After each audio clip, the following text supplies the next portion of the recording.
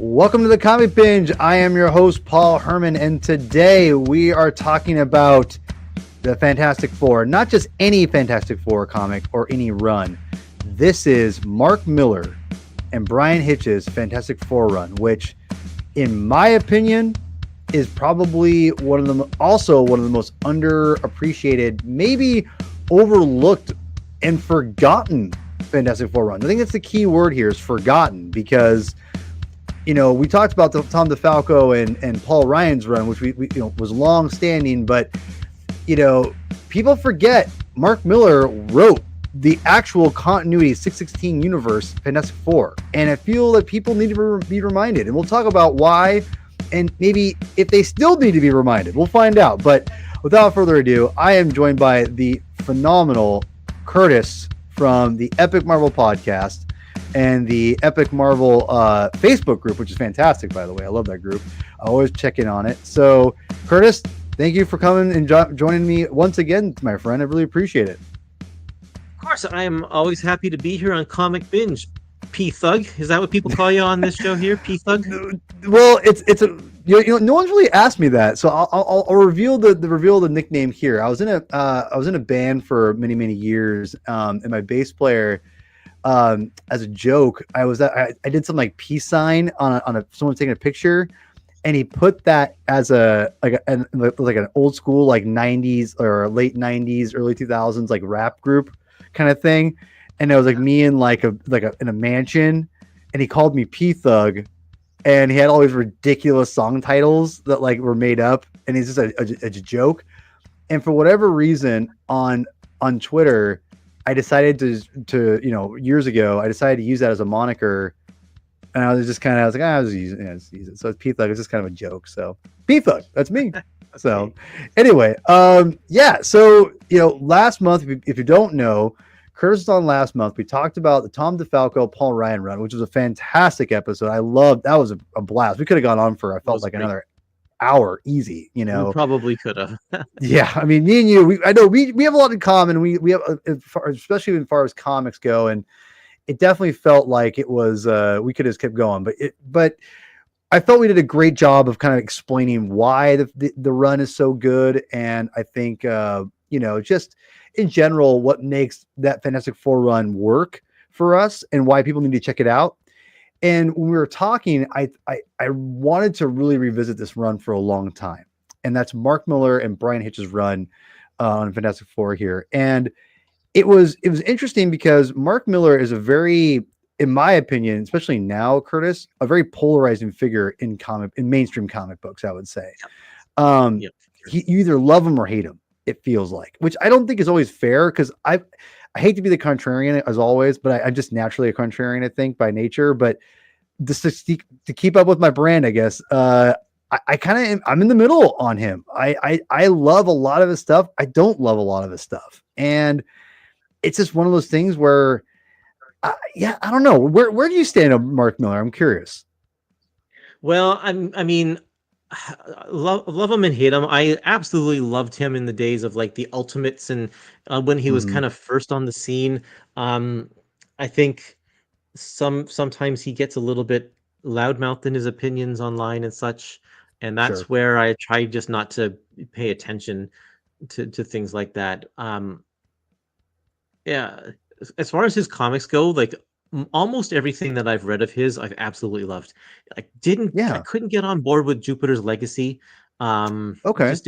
I didn't find that one appealing to me at all. But like otherwise he's a great writer. I've loved all of his stuff, Kick-Ass and this, and like the Ultimate stuff he's done for sure.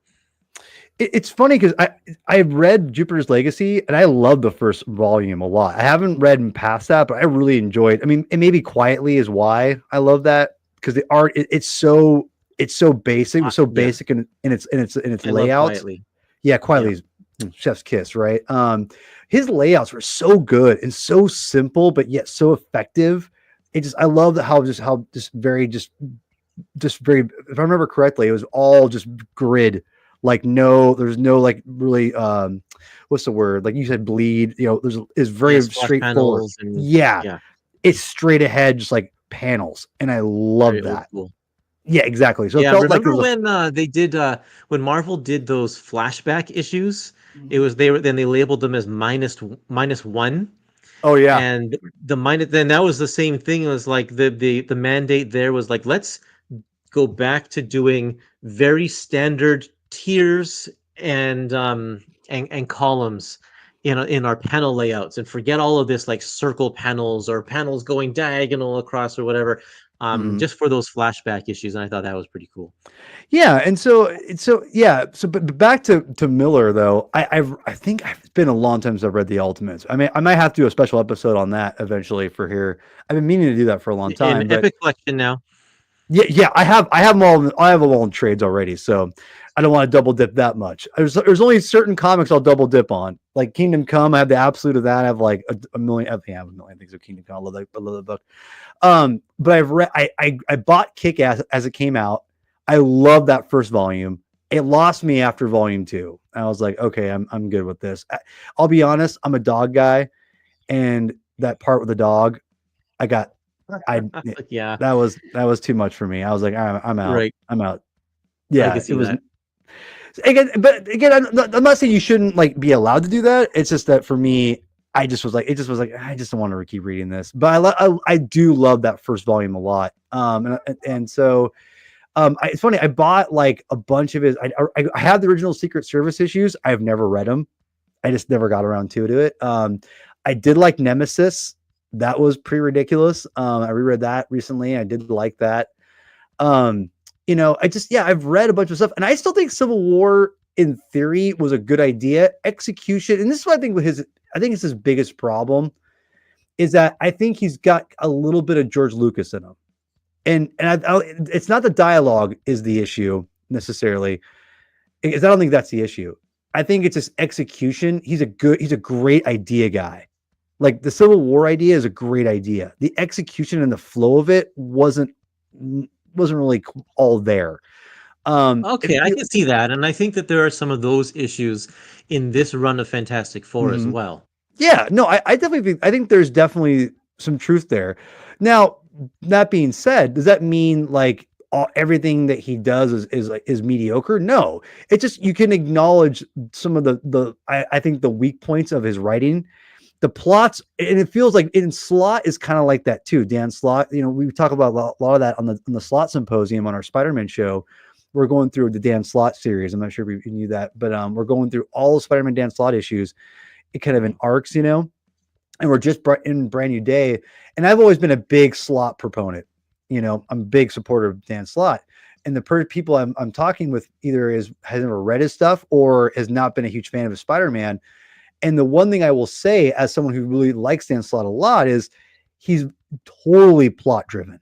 His execution of the plot it just kind of wanes. And I feel Mark Millar is a lot like that too. Now, doesn't mean those plots are so. It doesn't mean they're not good enough to where those plots carry almost that whole story, even though it may not be like the best executed thing. That says a lot for your story, your plot, and your story ideas, right? At least for me. So, what's the role of the editor in that instance then? Mm, mm. Because shouldn't the editor be on the ball of helping the flow and that kind of thing? I think and I don't know how his independent stuff works because maybe he's editing himself. I don't really Yeah, know. But in sure. this case, we have an editor. I don't know who the editor is on this, Well, but let me find out. they should be doing they should be working with the writer and helping guide the flow and making sure that it is all even keel.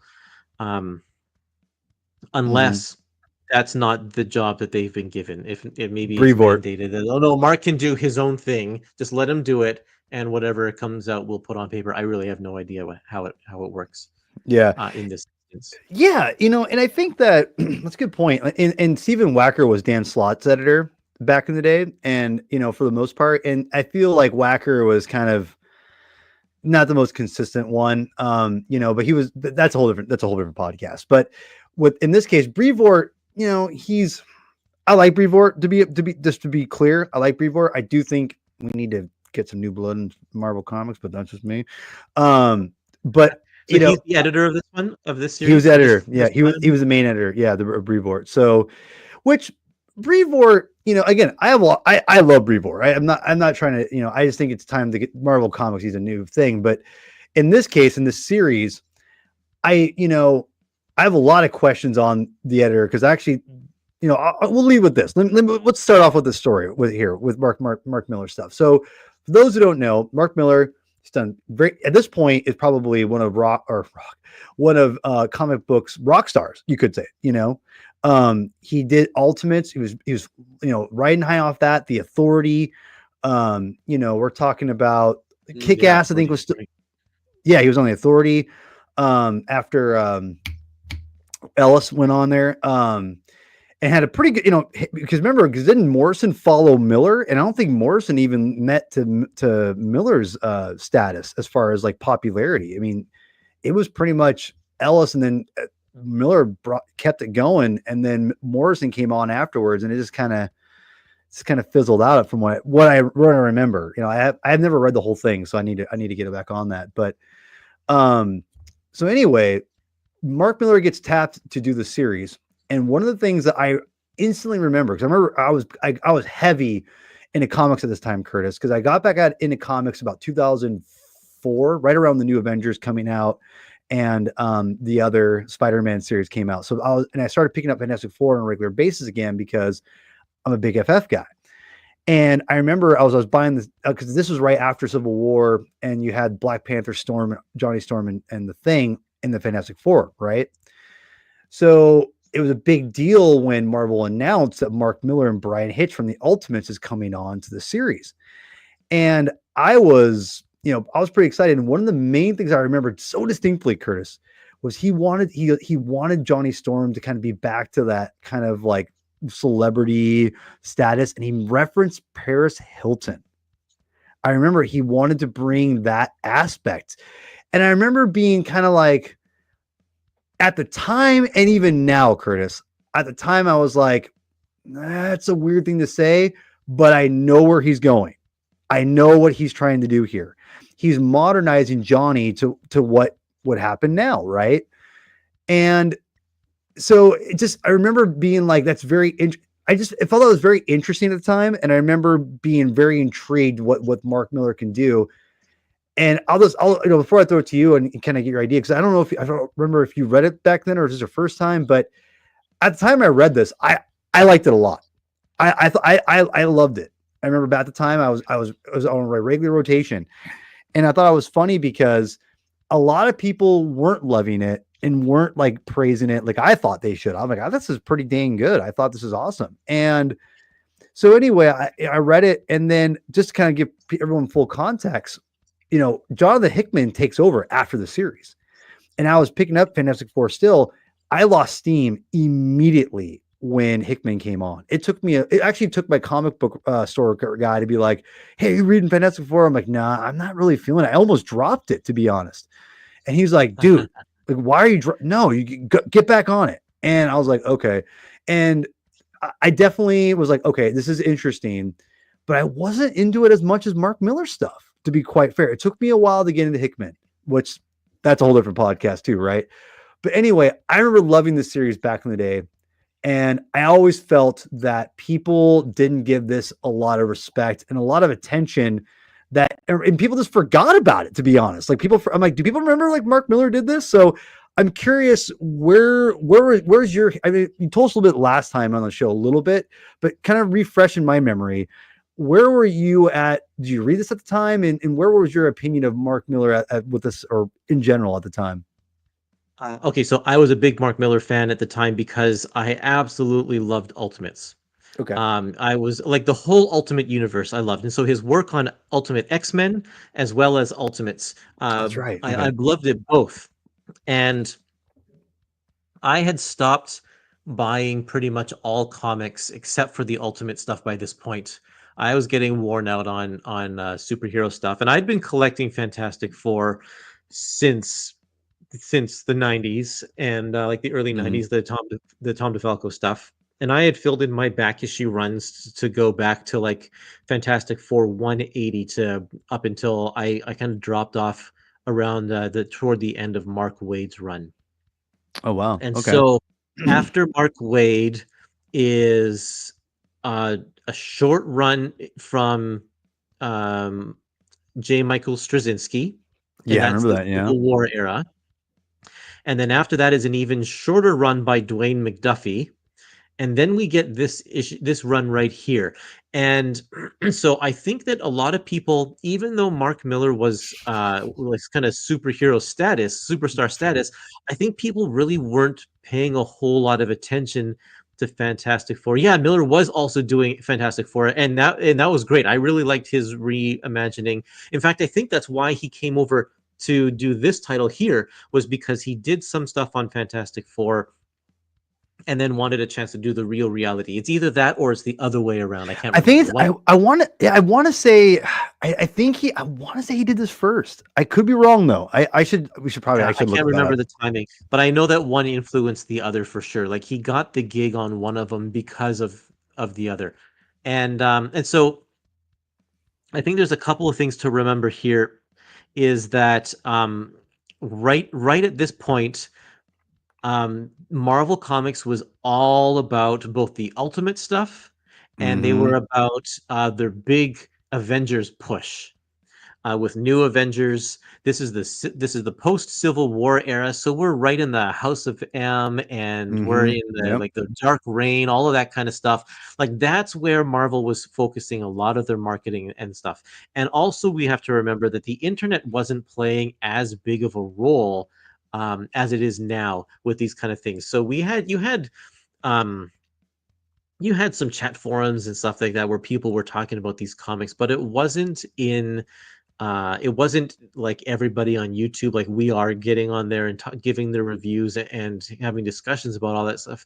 Miller, this run kind of just sat there and didn't do much. And by the time Mm. that the Hickman run came along, that's when the internet was really starting to, like Facebook was really starting to be more prominent, and people were giving it a lot more attention at that point.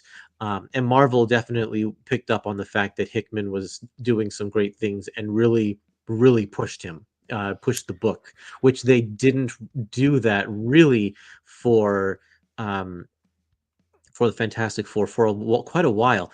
Even though they tried shaking things up with the Dwayne McDuffie issue or run by putting Yeah. like Panther and Storm in there, is like that did make some headlines and stuff, but it wasn't the thing that people were talking about. Yeah. Because and then you have this run here, which is it's a standalone run. It doesn't have anything to That's do fair. with any of the rest of the Marvel universe. Mm-hmm. Yeah, I was kind of stepping off around this time as well. And even though the entire Marvel universe shows up in this run, Right. it it doesn't have anything really to do with all of this other stuff. While all of the other titles were tying into like Dark Reign and all that kind of stuff, Secret Invasion and everything, this title wasn't doing that. And so it Yeah. was kind of just standing on its own off to the side in the corner, quietly doing its own thing. Right. Um, the so that's so I can't even remember if I finished this run originally. I remember starting it, and I Okay. remember loving the first arc, and then I'm pretty sure I dropped off halfway through, and I didn't read the Hickman run until it was collected in trades many years later. Mm. So this I think might have been my first time reading it all the way to the end, and my same opinions of the second half of this are the same as I had before. I was like, this second half isn't as good as the first half, and I Interesting. can get into Okay. that in a little bit. But Yeah. Okay.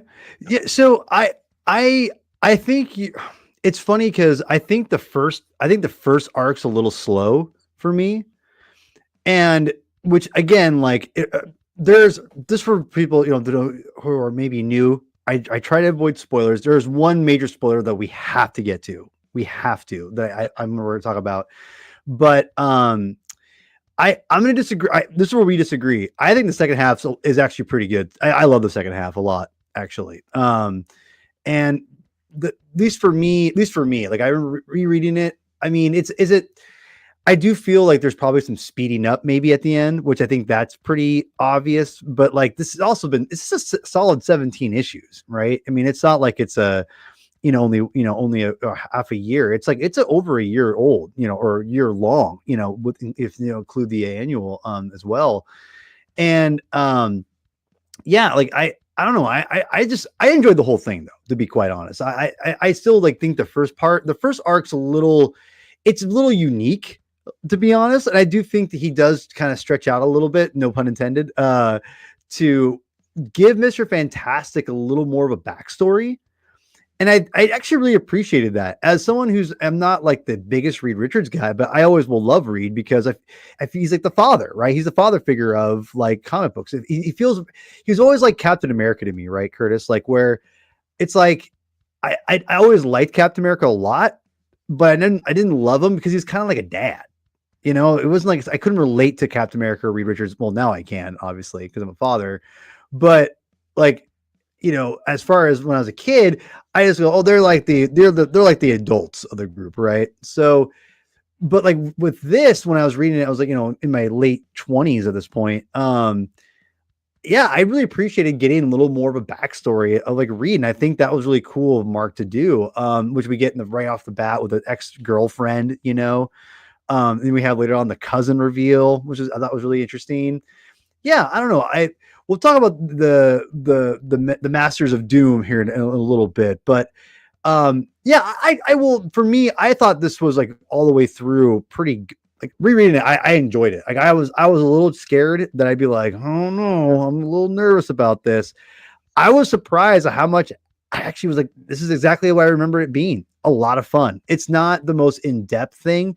It's not, it's not the most when you compare it to Hickman, it is definitely a lot different. And I remember it was a very drastic change for me because I'll be honest, I'm a simple guy. I love getting me some fight scenes, get me some simple, fun stuff, and I'm good to go. And give you a little drama in there, a little sprinkle that little drama. I'm like, I'm gonna be good. So it was cool revisiting it in a different landscape of, especially now, especially with like, years later, right? Like we're talking about like how even the world's changed and people like Johnny Storm, even that Paris Hilton like aspect has definitely tapered down to a little bit of, to a degree, to that specific kind of influencer, if you will.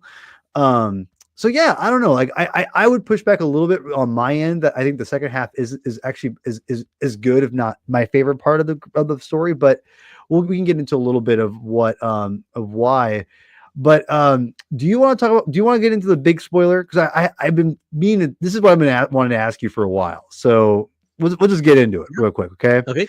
Yep. So and then after that, I'll let you take the lead. You can talk about stuff you want. But this is a big one, and this is kind of this is before the second half. So I feel like this might be one of the things you like about the story. I totally forgot about this when I read it, was the reveal of Valeria. And I totally forgot about that. I did. And so I'm reading it, Curtis, and I'm like, because Mark Millar does a good job of just putting her in the background, like you don't even see it coming, which is a master stroke on his part, in my opinion.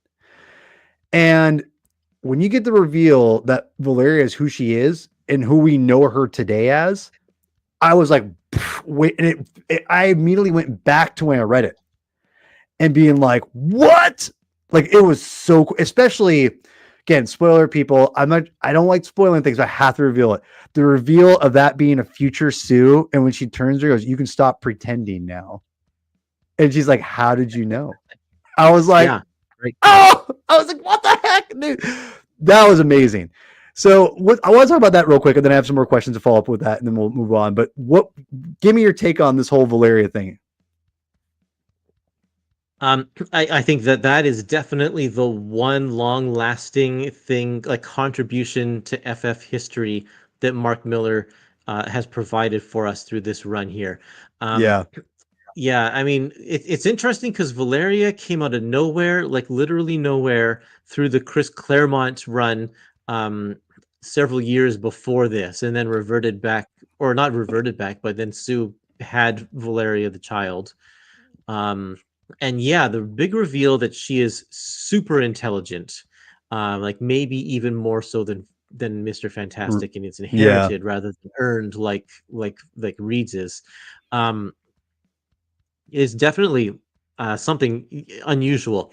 And yeah, you're right. The reveal was great. The whole nanny story was great. What I Oh, like about this run, in general, both arcs, is that it feels like one complete story. It yeah. is definitely like there's definitely a first half and a second half, with the little dividing point being that story that takes place in Scotland, in the Mhm. middle. But the seeds, all of the seeds to the second story are planted throughout the first story. So it's not like he had a one story in him, and then he's like, okay, now what am I going to do? I'm going to do a second Mhm. story. No, he was thinking that the whole way through. So I really do appreciate that. He had a great idea. He knew how many like arcs he wanted to do. Um, and putting Valeria in there, and having that reveal in the first arc, and then having it pay off in the second arc, where she actually gets to use her intellect to help save the day, I think was really, really good. Um, so yeah, I love that. I think that's great. It's very, It very was, smart. yeah, it was such an inspired choice. And this is where I really want to pick your brain. I meant to research this, but I just kind of forgot. Life gets busy, as we all know. My question is this: was this a Miller idea or was this an editorial idea? That's what I'm very curious about personally. Yeah. And I don't, but it seems like Mark Miller has a lot at this point, has a lot of freedom. Like he's probably going to do what he wants and they're going to let him do what he wants. Um, and again, assuming that's the case, that's a pretty big ramification, especially, we talked about before the show a little bit, this, how important she is into Hickman's run, you know? Yeah. Oh yeah, I yeah. mean, And so that's the thing, is that how far in advance was Hickman thinking about all of this stuff? Like when it, I guess this run is over. This run was over a year. It's interesting how comic timelines work, because right. like by the time the printed book comes out, they're already thinking like a year or two down the road. Yeah.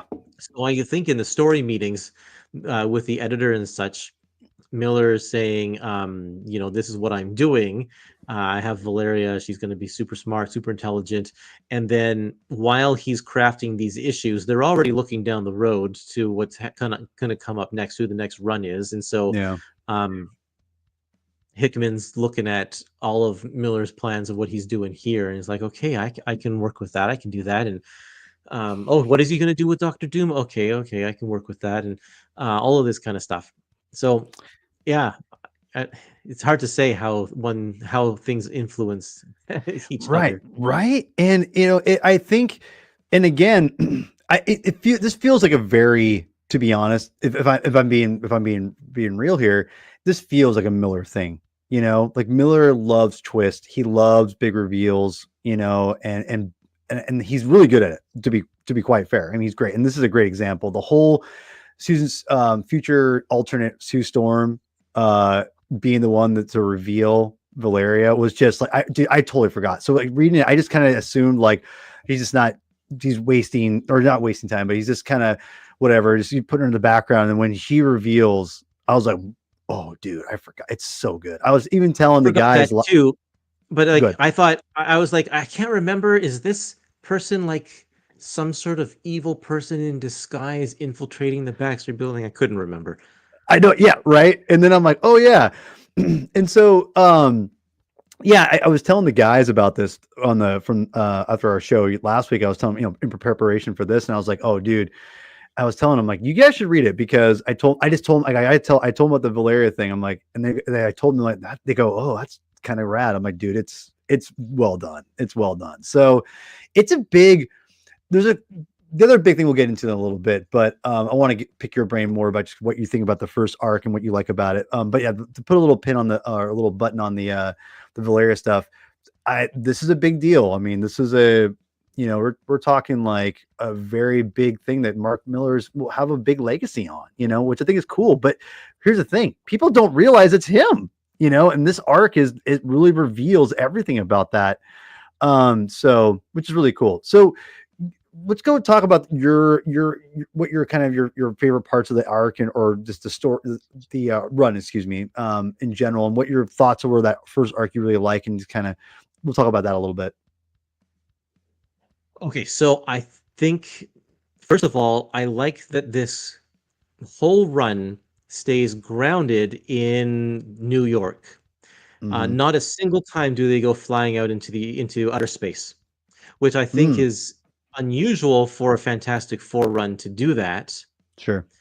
Um, so, but then it doesn't feel like we're being held back at all either, because big things happen, and especially because of this new world that Alyssa Moy, a character from Claremont's run, Oh, Alyssa really? Moy, Okay. um, yeah, she first appeared in Claremont's run.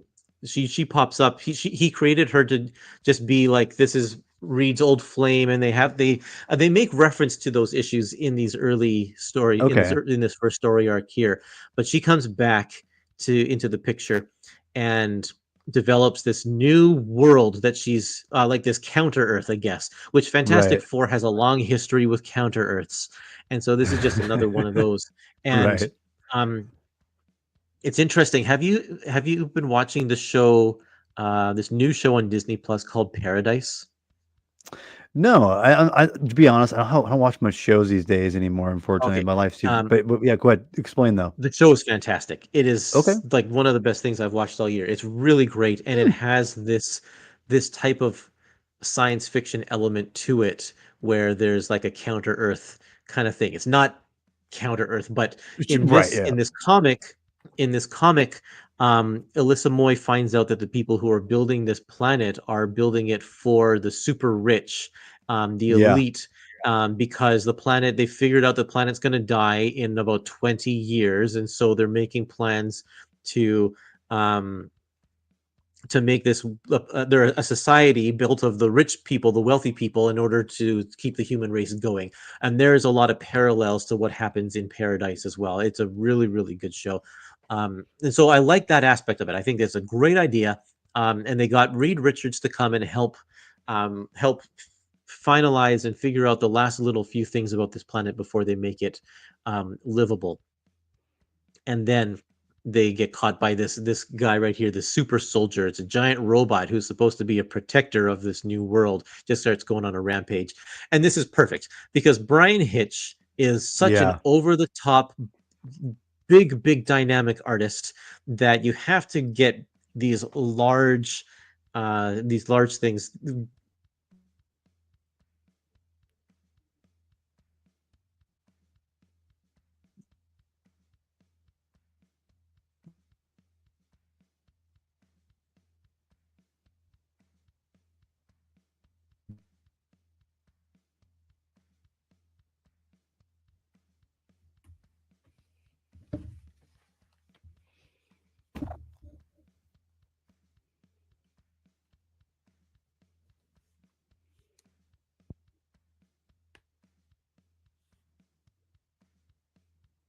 I'm not sure if anyone can hear me or if it's Are you me. there? StreamYard's saying that I have a connection issue, but I've got full bars on my end here. I don't Yeah, know what's dude, going on. it's probably on my end. I'm sorry. That's my internet might have went crazy. I'm gonna convert to my keep going though. I'm gonna convert to my my phone. That way I won't have as much craziness. So give me 1 second. Go ahead and continue though. What you were saying.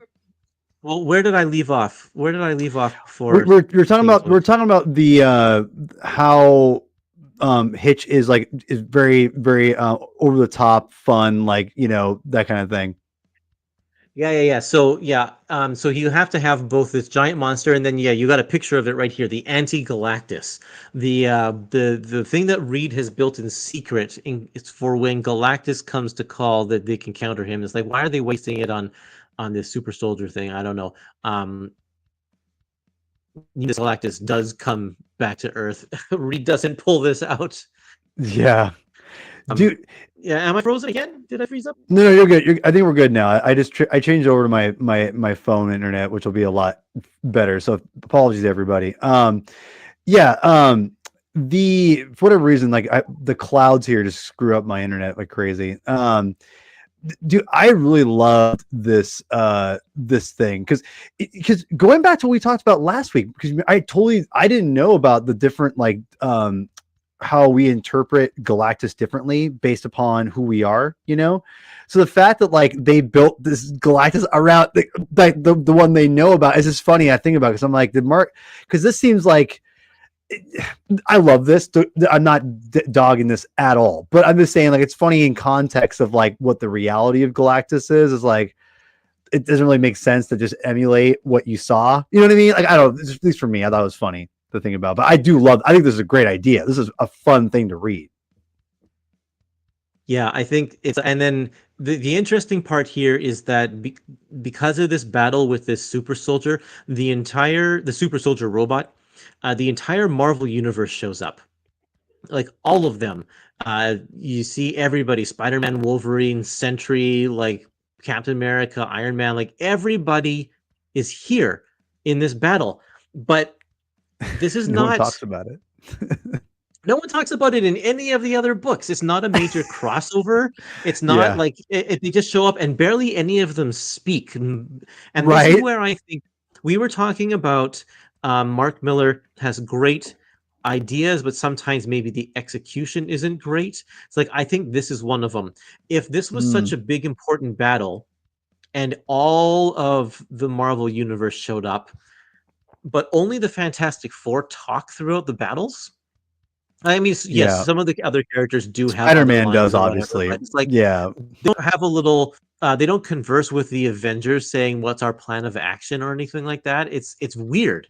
It just Yeah. feels a little off. And then you counter that with the second arc when the masters of Doctor Doom show up and cause arguably more destruction, and they're harder to beat, and none of the other heroes show up to help them out. It's like, what? Come on.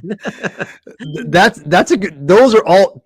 See, that is all valid points, and I think that's the kind of stuff that like I can overlook a lot more. But I totally get where that bug because I actually noticed the whole when everyone was teaming up against that dumb robot thing, like that to me was like okay, like it felt very hollow to me because like you said, it's very contained in the Fantastic Four story that it loses the impact of them showing up when it's only in that title, right? So it doesn't really affect. So in retrospect, you're right also about the Masters of Doom because the fact that no one shows up means like were they even really a threat? You know, like it's Yeah. which for the record, I love the Masters of Doom.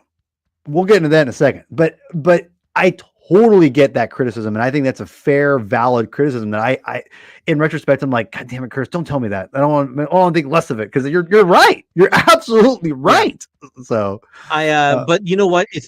I actually would have preferred if Fantastic Four were fighting this super soldier robot on their own without any agreed. help.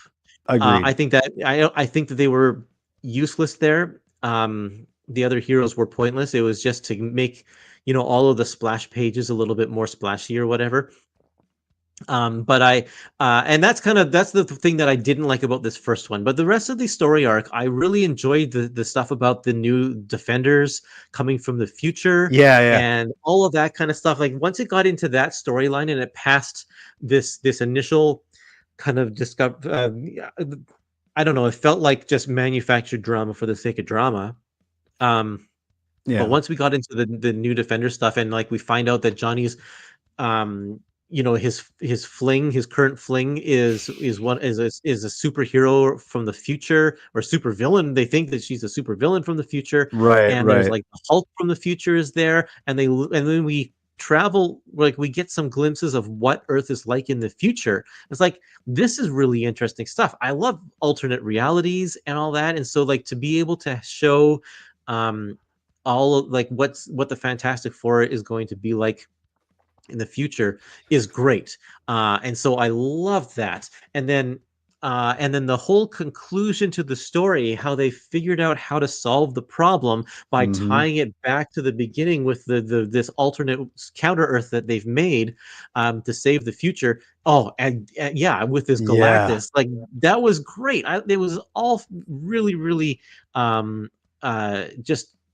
I thought it was well thought out.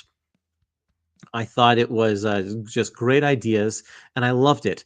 And then, and I don't know if you've read this or not, but shortly after this, there was a Fantastic Force miniseries that I follows yeah. the Defenders I characters haven't read it in yet. their No. life on New World, and it's great. Really? Okay. Did Miller Yeah, write it? I really enjoyed it. I thought it was really good. And then Alyssa Moy shows up one more time in Hickman's run, Oh. where we find out a little bit more about what she's been up to in New World. And a little, I'll give a spoiler alert for this. Yeah. She's now a floating brain in a robot body, and What? so a lot of stuff has It's been a happened minute. to her. But Damn, yeah, dude. so it's very interesting. I love the whole concept of New World and the New Defenders. I liked that whole stuff, the whole thing. One of the downsides I thought is is Mark Millar's characterization of Johnny Storm. I like how he portrayed all of the other three characters. Mm-hmm. I really liked the slow build of the Thing's relationship with his new Yeah, girlfriend. I me thought too. that was really, really great. They Mm-hmm. explored so many different angles there, but and you alluded to this earlier, calling it a Paris Hilton like Mm-hmm. take on the character. Yeah. And I think you definitely have to read this in in the cultural perspective. Like this was definitely the Yes. time of Paris Hilton and the early days of the Kardashians, and reality TV was such a big deal. All of these trashy shows and stuff, like that was such a big deal. And so Marvel has always um, put those types of elements into their comics, like to create the modern, up to date cultural zeitgeist within the Marvel universe. They've Mm-hmm. done that since the '60s, Yeah. and so to make that change, it's like, okay, I understand kind of why they're doing it, and I think that the maturing of Marvel comics in this era also has Yep. something to do with it too, I because know what now you're we saying. have, like, Johnny's always kind of been a womanizer, but he hasn't been outward, like openly been just like sleeping with every girl that he comes across. That hasn't Exactly. really been his Mm-hmm. thing, but it was in this run. And I'm like, this is kind of a drastic change of pace, and I don't know if I'm on board with it quite yet here. That listen, I don't want to be a prude here, and again, but I kind of see. I'm kind again. I hate to be that guy in the middle, but I'm kind of in the middle. I totally thought a lot like you too. Like I don't really like the fact like that one scene where he's with a bunch of cosplayers as like Storm and like and I'm just like the whole band thing that because he's in a band. I don't know, like there's parts like you nailed it though. Like part of the charm of the Marvel universe is it's a window into your own reality, right? To extent you can relate or understand like where these characters are coming from, and like they're current. They're not like a bunch of 50-year-old people that when you're like 20 years old and you're like hey, eat your vegetables, young man. Like it's not like that, Yeah.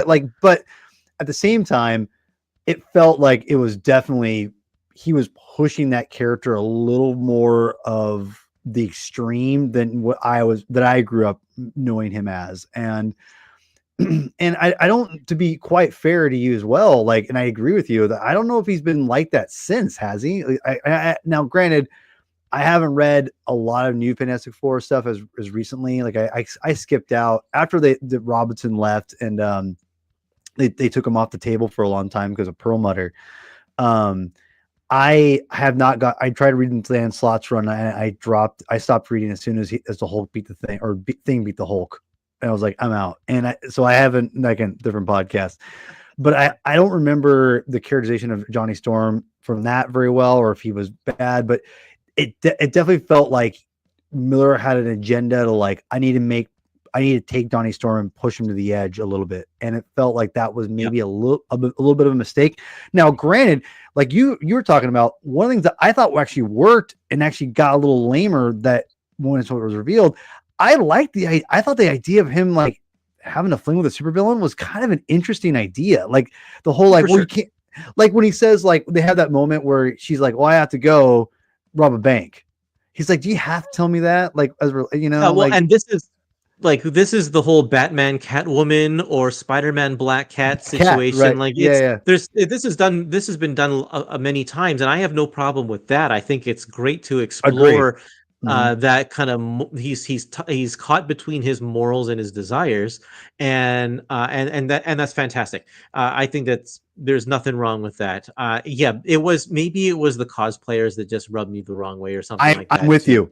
I didn't Um, like it either. I was yeah. like, because it felt like that scene felt like gratuitous to an extent of like, we all want to be with Scarlet Witch and Storm, right? So I'm just gonna put these girls on, it just felt like, listen, man, I don't need to like sexualize complete every superhero ever, like it's just at this time, I even at this age, I'm like, I get it. We all think these girls are hot.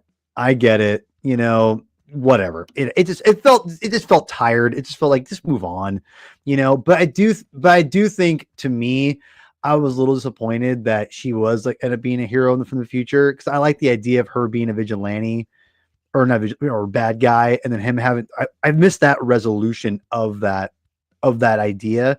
That was, I felt like, kind of cheaply, kind of just like, oh, guess what, he actually wasn't just banging a villain, he was with someone who was actually good. It's like, no, I want Make to it have some all okay now. yeah, yeah, exactly. He's like, this is like Elijah all over again, kind of, but not really. I mean, whatever. So and that's a good point too. Like, this is the same continuity that Johnny was married to Alicia Elijah, whatever, right, for a long time. So we know he's not a bastard. I mean, like, he's not a complete jerk. So I don't know. I definitely feel like he was even though there was moments I think he did the character well. Like, I brought that picture, which again, going back to what you said, the New Defenders arc, that was definitely really interesting, because that to me was, it could have been really easy to like make that boring, but because of the Valeria reveal and the Sue Storm reveal, like this part was just like, whoa, that was so Yeah, so cool. cool.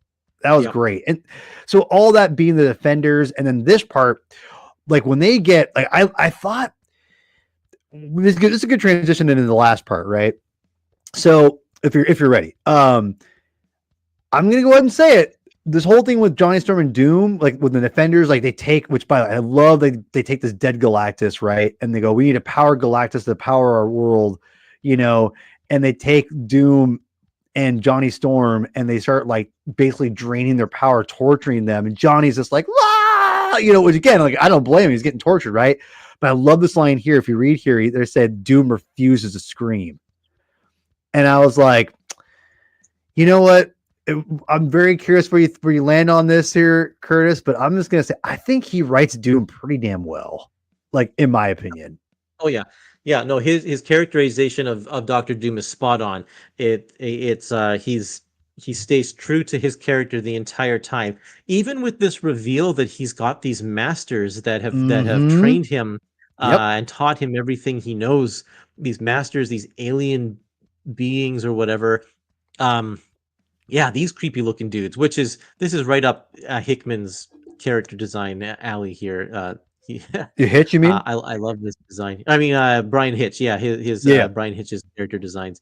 Um, yeah, it's I did appreciate just a good Doom storyline, because I think before this, I have to remember, It's we had through Mark Waid's run, we had Doctor Doom really, really um embracing, like, he's always kind of embraced the dark arts and that kind of stuff, but he yeah. really embraced it in in Mark Waid's run. Mm-hmm.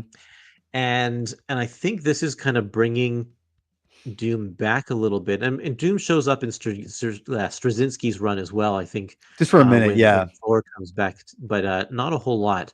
But I think this is really where we see um, the beginning of Doctor Doom.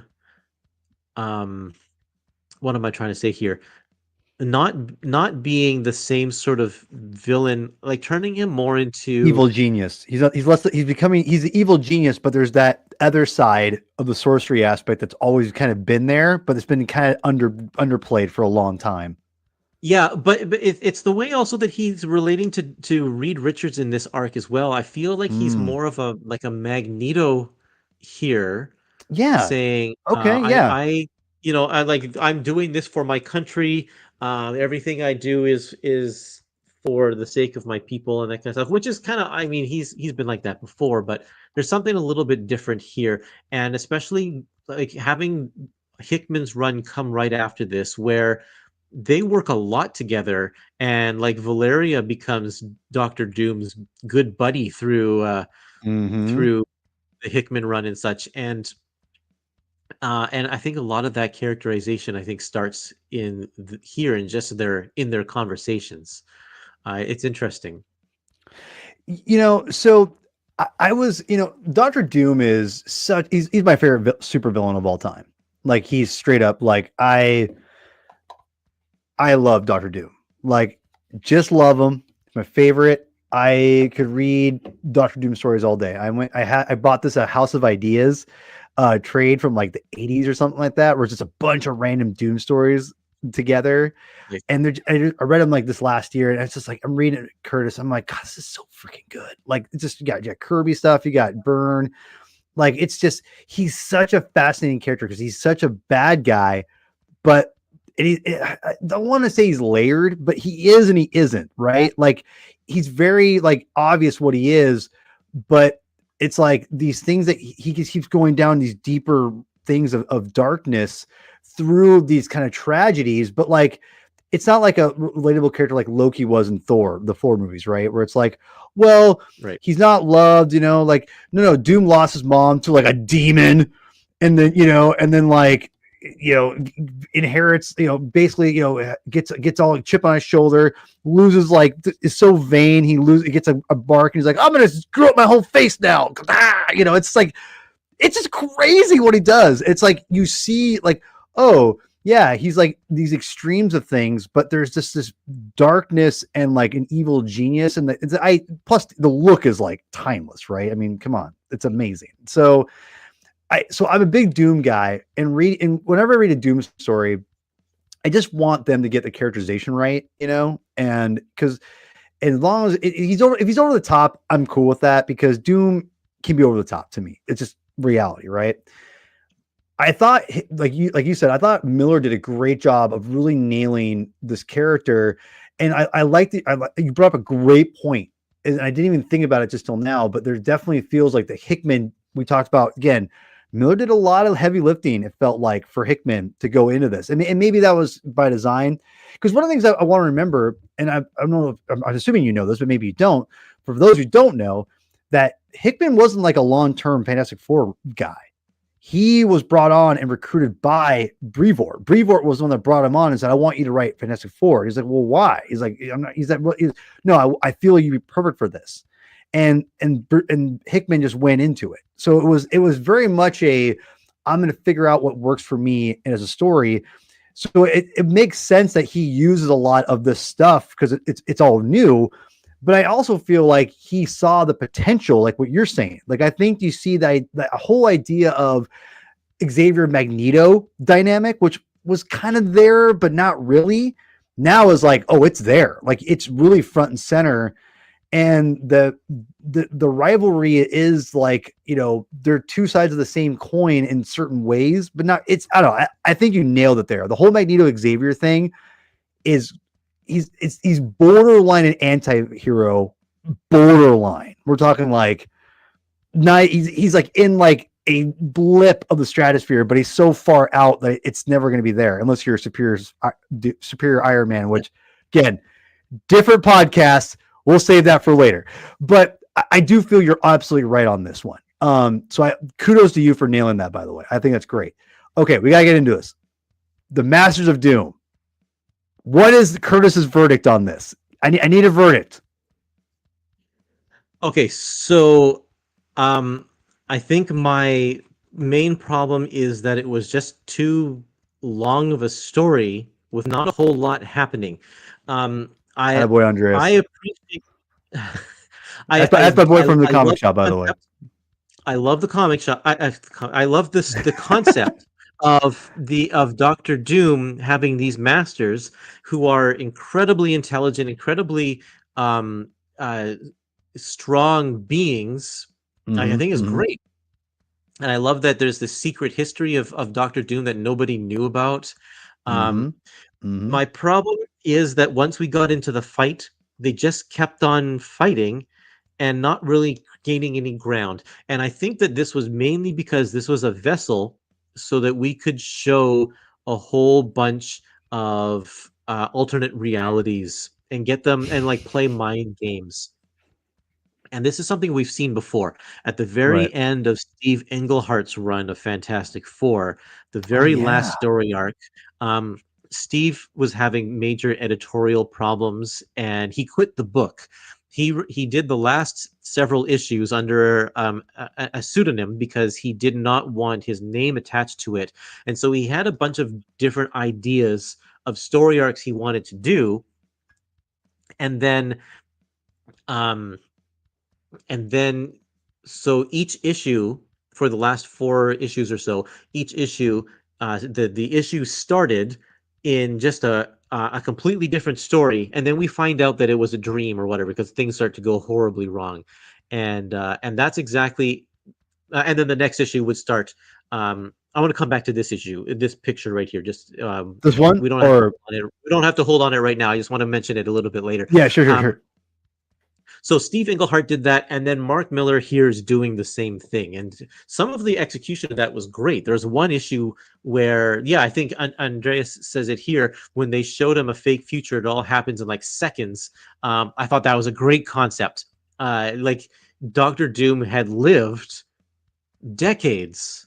Like actually, he thought he lived decades and was accomplishing so much and married Sue Mm-hmm. and all this kind of stuff. And then he realizes that that was just like whoop, that was just like a couple of seconds. It was that nice. I love that reveal. It was great.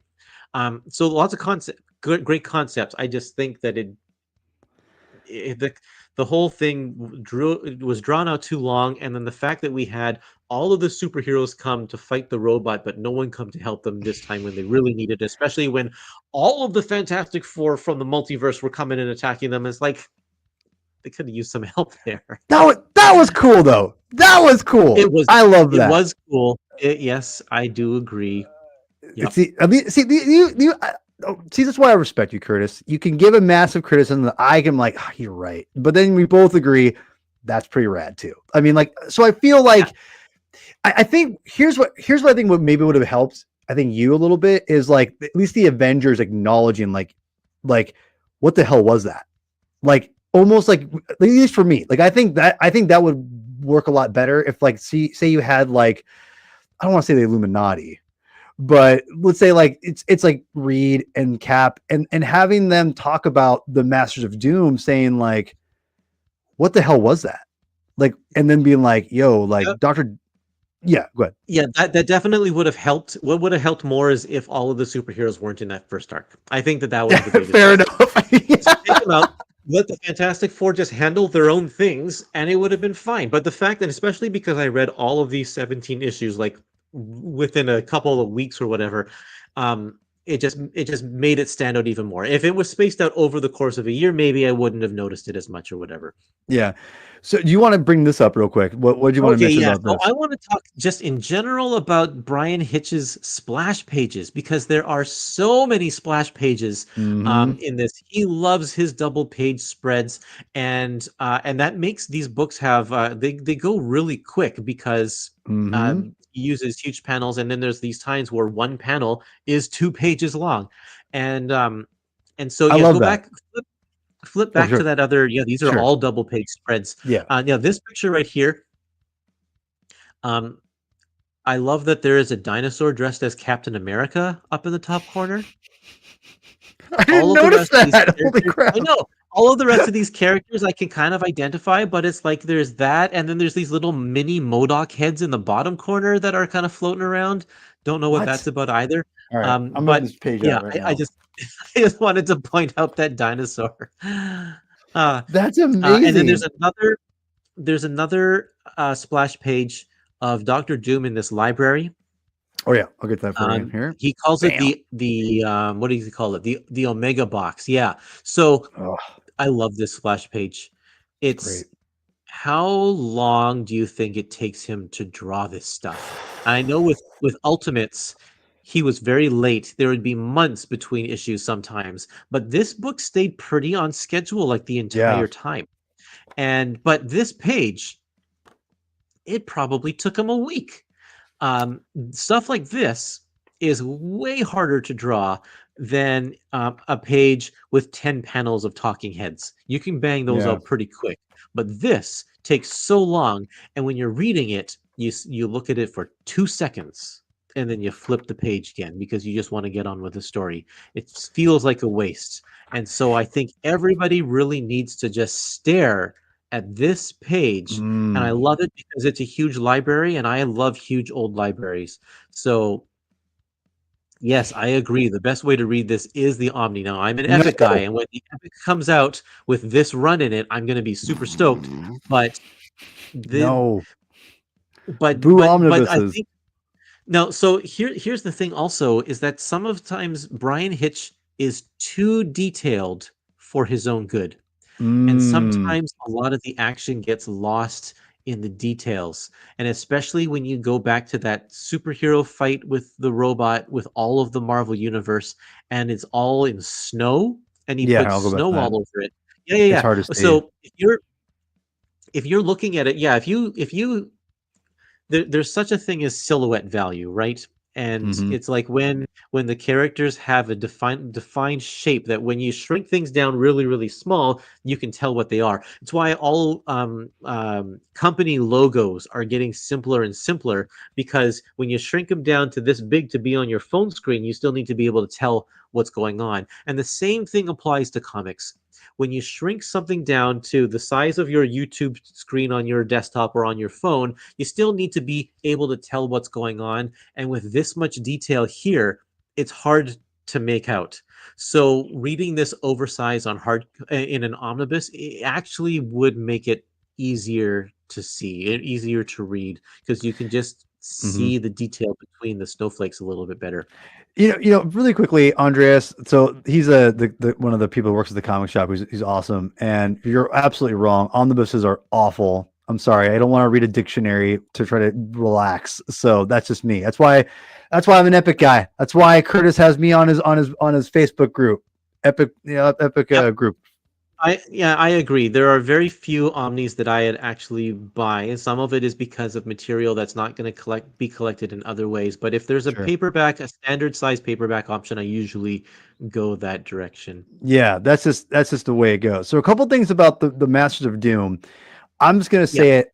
I remember when he announced this, and it was a thing. I remember he was pumping it up. He was like, we're gonna go the Masters of Doom, and this. I remember a lot of people were like, what the hell? Because who is Doom master of? Nobody.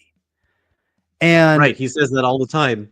right, so I knew there was something, and I thought he handled this brilliantly, to be quite honest. And I loved it.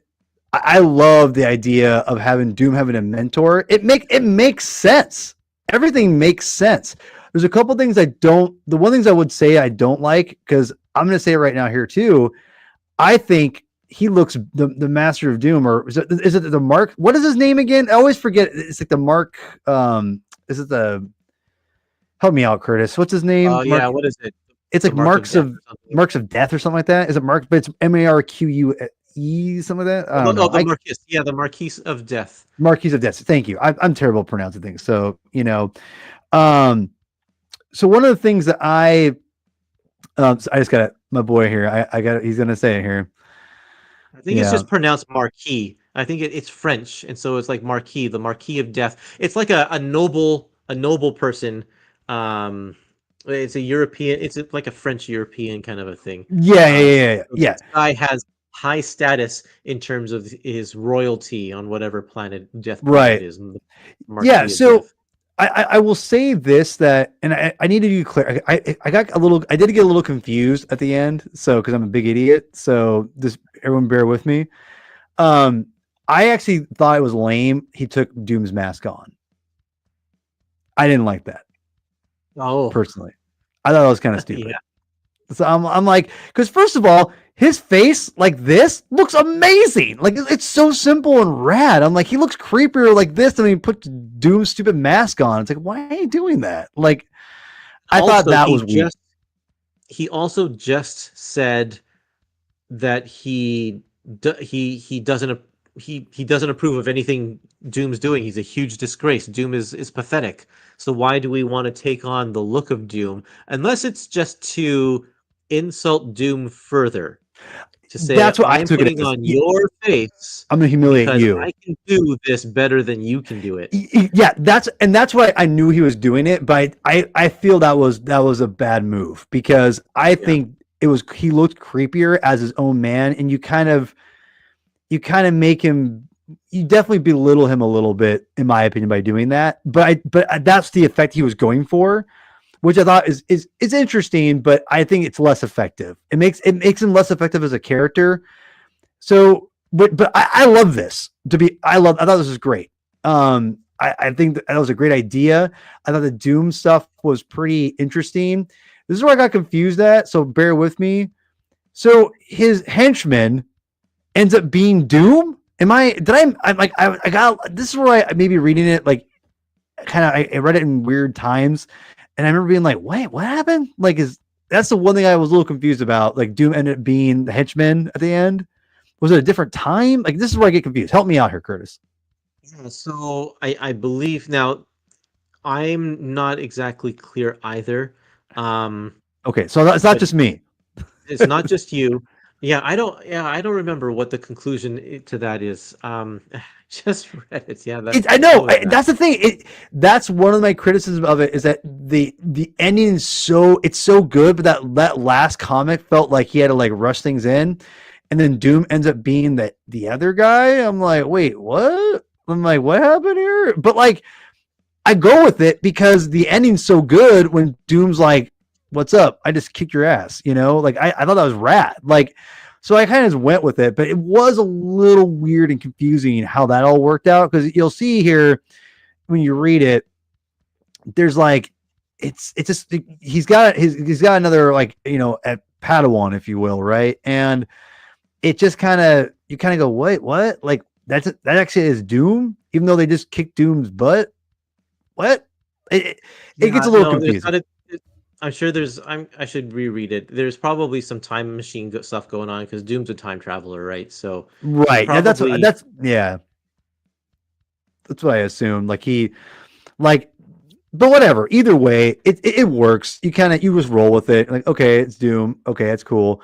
Um, so I like it. So what's your final take on the Marquis of Death? What do you like him? Do you leave him? Like, what's your take?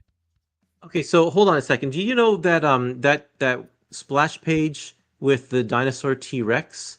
It's Yeah. not actually Bryan Hitch. I'm looking at it right now Oh, okay. because he didn't do the last issue. It's Stuart Immonen. Oh, Stuart Immonen does the last issue of this run, okay. and that was his splash page. Yeah, so which is good. He's good too. Stuart. I think Stuart took over Ultimate Fantastic Four at some point as well. So Yeah. he's a great artist. But speaking of Ultimate Fantastic Four, he co-wrote it with Bendis at first, and it was early 2003. So he definitely had that before this. Okay, then I think But it was, that's what kind of he got yeah, this gig because of that one. yeah. So, yeah. So the Marquis of Death. What's your take on the character? Like, do you like him? Hate him? Okay. Hold on a second. Oh, I'm just read. flipping through these issues so I can see Yeah. Doctor Let me. Doom. Oh yeah. Let me. Oh right. Because the Marquis of Death sent Doctor Doom to be eaten by sharks at the beginning of time. That's what That's it was. right. So it is a time travel thing, and so Doctor Doom survived that because he's Doctor Doom. He says I transformed my body until not even a molecule remained to betray me. When I sought out the one teacher who could complete my education, so at that point he became the henchman and eventually knew that his master was going to betray him and kill him. So there you go. Yeah. A It was time. a time travel Yeah, it thing. was a little. That was a little confusing. That again, I like the idea. Again, plot, great plot. Execution, yeah. So Marcus of Death. What do you like him? um, yeah, he's fine. As a one-note villain, I think he's okay. I feel the same way about Morlun from Spider-Man. Oh, The what? J. Michael Straczynski. I love that run. Me too. Morlun is great as a one-time like unstoppable force. I don't need to see him be an unstoppable force like 5 more times or whatever. That's So fair. like they do bring him back like for Spider-Verse and such, but it's like ah, he's not as scary as he was before. So I think that having yeah, Hitch didn't draw the Fantastic Force miniseries. You're right, he didn't. So the artwork isn't as nice there, but it is a good story, and like you said, it wraps up the New World characters. Is it Is worth reading. It's is Miller? included in Miller doesn't even write it either. That's what. Okay. Um, Yeah, yeah, he doesn't write it, and Hitch doesn't draw it, but it still is included in the Miller Omni, the Miller Fantastic Four Omni, just makes because it sense. wraps up those characters. Um, but yeah, so sorry about the Marquis of Death. I don't need to see that guy again. He's a cool one-note villain that Okay. was great, and Doctor Doom killed him at the end. So hopefully we don't see him come back. Okay. Really, has he ever come back since then? I don't know. I didn't look it up. I I, not that I know of. I don't think so. I think he's come back, Curtis. I'm gonna say it right now. I want him to come back. He's interesting. I think there's something there. Miller didn't tap into it yet, but I like it enough. I think it's a good foil for Doom. Wrap it up as we wrap it up here really quickly. This annual, I'm sure you read. I don't know if you read the annual, but this annual, I thought was actually pretty fun. Pretty like Oh a yeah. pretty. Talk about Johnny. This is what I would say. Like someone said, he gets a redemption arc later. I do feel like this is a little bit like this is actually a pretty well like done issue for like that whole like bringing that womanizer aspect into it and like the ramifications of that and like but having a fun like you know what I mean like the science fiction aspect and like dude Psycho Woman, what the hell was that all that blew my mind. I didn't know because for people to know, like I was telling Chris before, I I must have not realized I didn't buy this comic book back in the day because I got this as it came out from my comic shop. But then I went to go grab the annual and I realized I must have realized a long time ago that I didn't have it because I went and bought it at Half Price Books for 25 cents.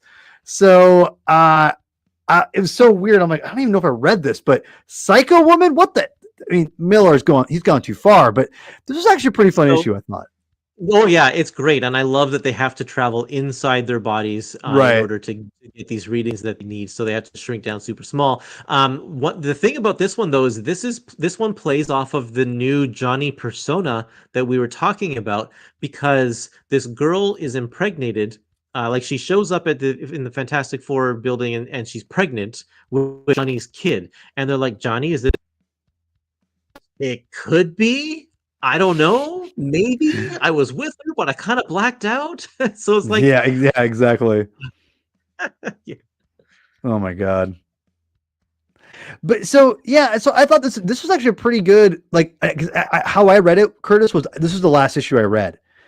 And it was to me it was a good bookmark actually for like the story because I'm like it kind of ends on like a fun like kind of what Miller the whole run and it kind of encapsulated I think what Miller did, which was write a pretty fun interesting Fantastic Four run that wasn't heavy one thing or another. He tried to really kind of give everyone their own like I felt like he did a good job of balancing the family dynamic of like giving all these people something to do and having drama in their life from Invisible Woman, you know, meeting her future self, Reed, Old Flame, his cousin, like, you know, more backstory, him as a leader. was showcased very well. Thing and his new fiance and that breaking up. And then Johnny Storm probably the weakest of the four, but still had. I think this is a good example of what he's capable of doing with Johnny, but never quite got to that a more consistent level. So that all being said, like, except I would agree with you, except that Mark Millar didn't write this annual. he didn't. I thought he did. I don't think he did. Let me double check. You're right. He didn't. Oh, you know what? You're right.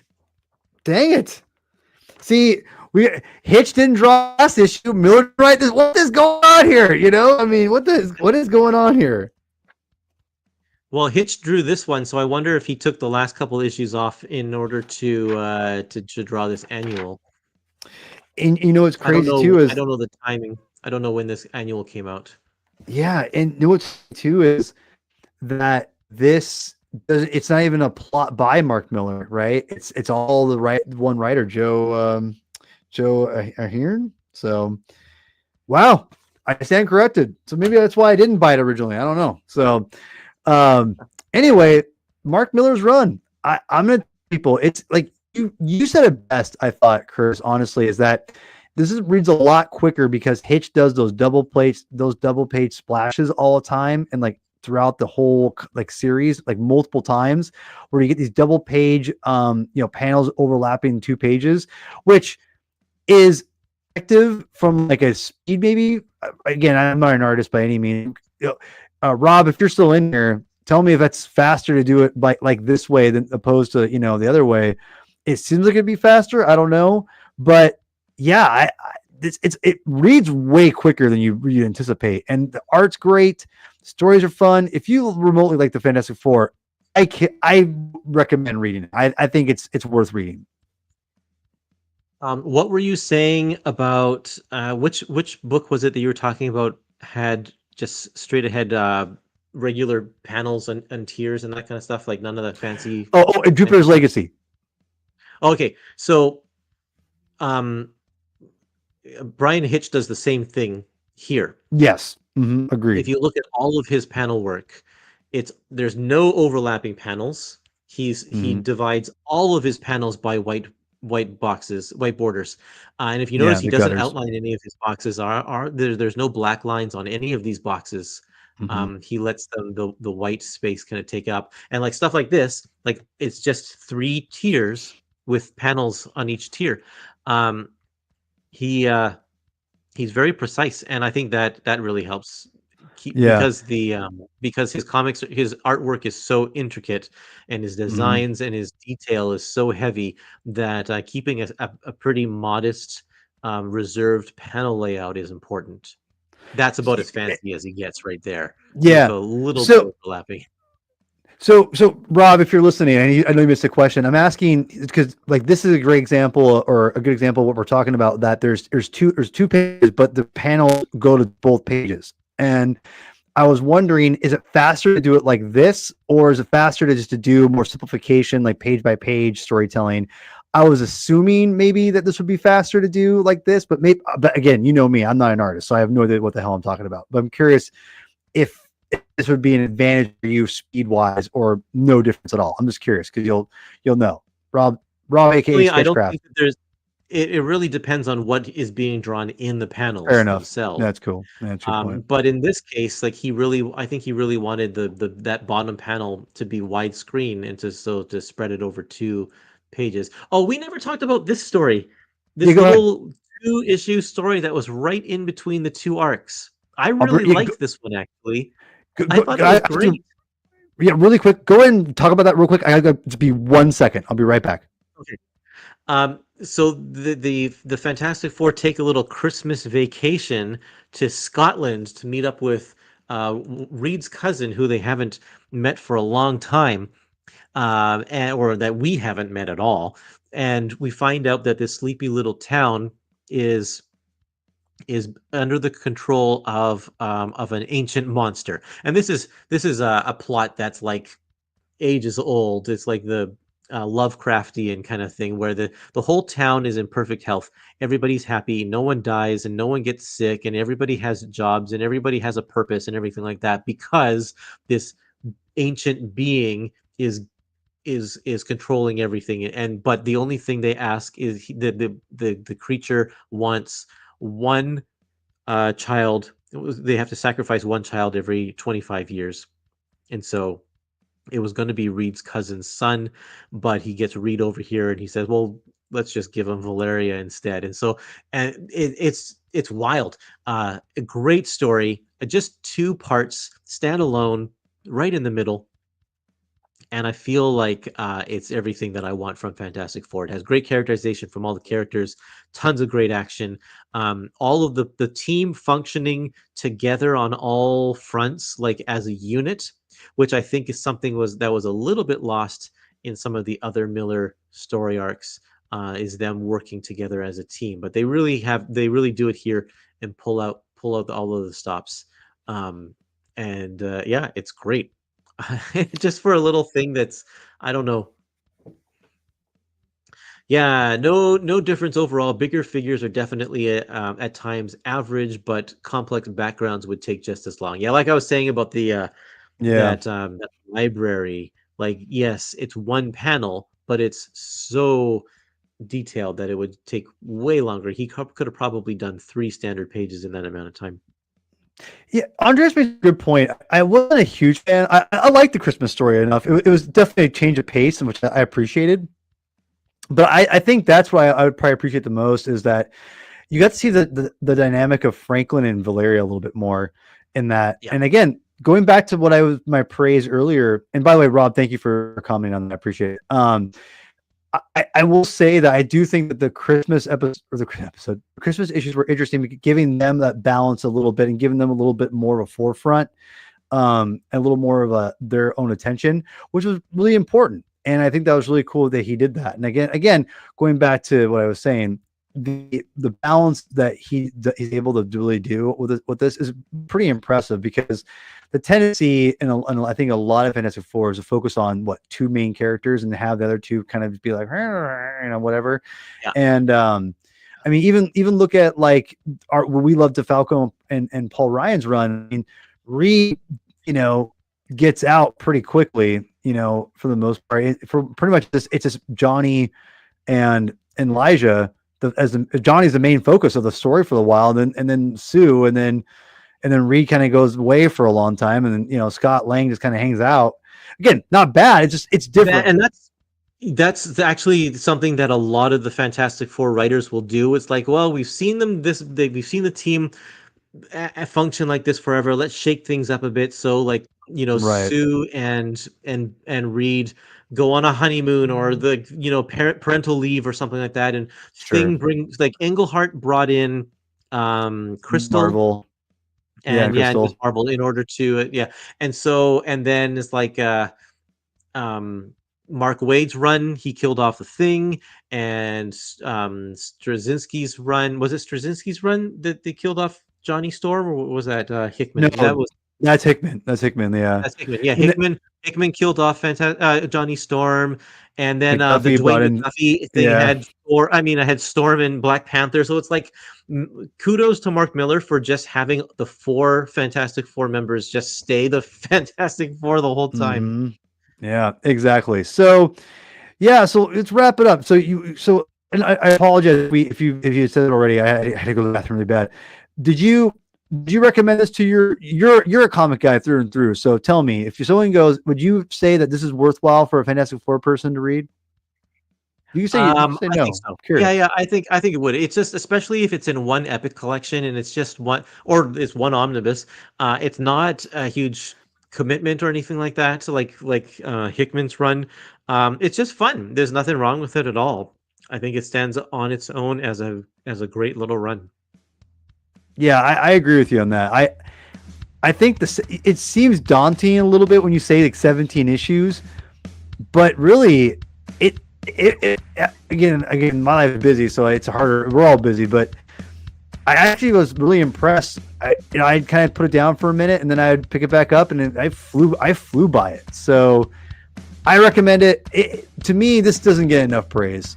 Like just like the Falco and Paul Ryan, I do think this is an arc that in a run that gets, or I say run, this people don't really respect enough and don't really realize that, like, and kind of forget, like, this pretty prolific, well-known comic writer had a pretty substantial legacy mark on Fantastic Four with Valeria. So I mean, super cool. Go check it out.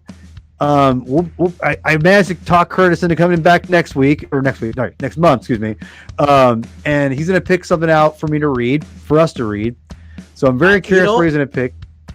I think that we should do the Straczynski run. Okay. It's pretty short too. Yeah, it's not long. Yeah, it's not too long. It's probably about the same as this. Okay.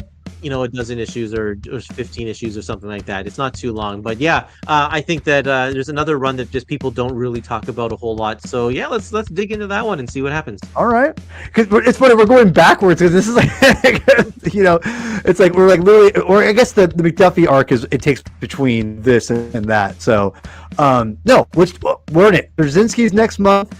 I might even try to get Curtis, if he's into it, if he wants to review the movie with us in July. Oh, okay. Sure. If you're okay, good. See, I'm reeling you in. I'm like, I'm getting Curtis in here. So I'm excited because as a Fantastic Four fan, it's nice to know someone who actually knows way more than I do, but actually understand when I talk about things like the Englehart run, like Pinecone thing, and Thing Miss Marvel, those things. Like those are things that I grew up on as a kid. I mean, I need to have a special episode one day, Curtis, where we talk about Hulk versus Thing, where we talk about all the issues of Hulk versus Thing or something like that. Wow. That's a future episode. I'm gonna get you on, and we're gonna kick the thing out of we're gonna kick the crap out of that thing because that's a legendary episode waiting to happen. Because sure, I gotta tell you, that'd be fun. One of my favorite issues, Steve Englehart, Hulk versus Thing, Pinecone Thing versus Grey Hulk. And that's the one time when the Thing beats the snot out of the Hulk, man. That is, and Dr. Doom shows up in that.